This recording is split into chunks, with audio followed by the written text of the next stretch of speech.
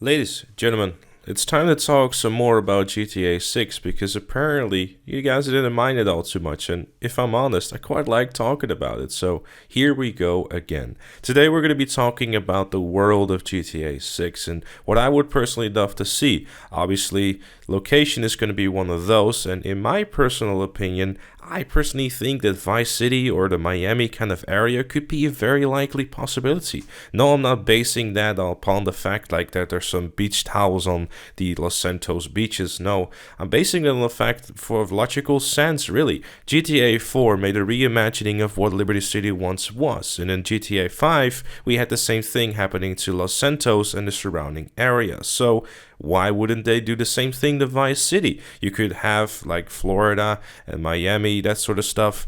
Just build around that, and with the experience that they have from the Red Dead Redemption, they could also go as far as to have swamp areas and that sort of stuff within the game. It could provide for some very interesting animal interactions too, like gators, because again, with the world building that they've done for Red Dead Redemption 2, they can create a lot more interesting and wonderful looking set pieces within the nature of what is hopefully going to be within GTA 6. So in my personal opinion, what I would personally hope and think, Vice City could be a very good option to do so. But the problem with Vice City is one thing and one thing only, is that whenever people think Vice City, they think about the 80s. So is GTA going to go back to like the 80s, or is GTA going to stay in modern time? The issue with going back to the past is that you're basically limiting yourself to a lot of interesting gameplay mechanics, because if you look at Red Dead Redemption 2, it's kind of being held back with a lot of those innovations. Sure, Red Dead is very different than GTA is, but if you look at GTA 4, for example, if they were to have like a GTA Online kind of model, there could have been a lot more cars added in that too.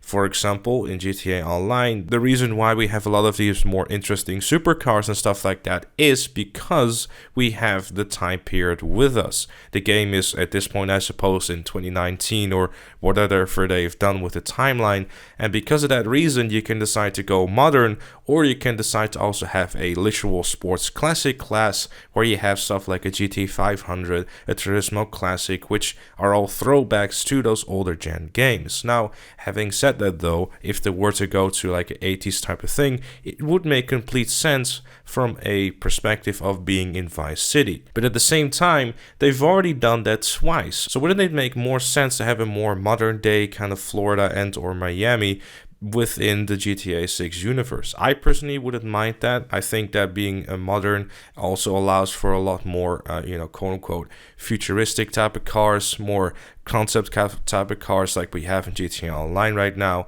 Obviously, with electric vehicles, they can be very interesting to drive at times, which will also hopefully bring some more gameplay variety too. So a modern day setting, I personally think would be okay in my opinion, primarily because if you were to go back to the 80s again, you're gonna run into the issue of people immediately going to compare it to Vice City and Vice City stories in some ways, and more than likely is going to have nostalgia rule the world rather than actual good opinions. So, but obviously having a location and a time period is very nice, but obviously the world itself is going to be a vital part, if not the most important part of what GTA 6 is going to be. If you look at GTA 5, there was a lot of things that was pretty limited in terms of the builders you could go into. You couldn't go into a clocking bell, you couldn't go into a burger shop.